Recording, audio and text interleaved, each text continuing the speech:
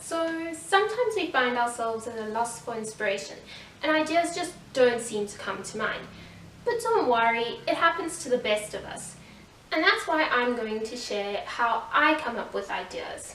Number 1, dreams. So I know it sounds cliche, but I really have found a lot of my inspiration from dreams. Back when I was in school, I wrote a story for a teacher of mine, and I can't really remember what the story was about, but I know I had used an idea from a dream. It was about clouds being a form of transport, because you know buses and trains just don't cut it. But anyway, the story wasn't that great, but it could have worked for something else. Number 2, people. I use this a lot for creating believable characters as well, but it really works for inspiration as well. Take 2 elderly people, for example, squabbling over something like a phone, for instance, and they don't know how to operate it.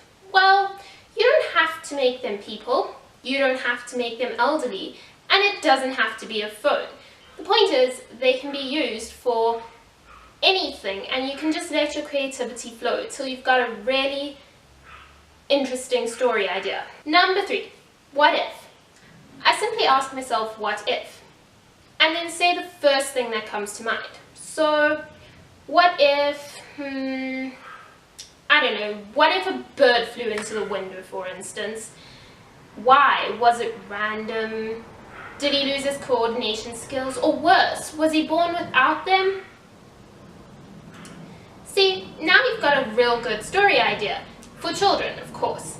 The bird who was born without his natural instincts.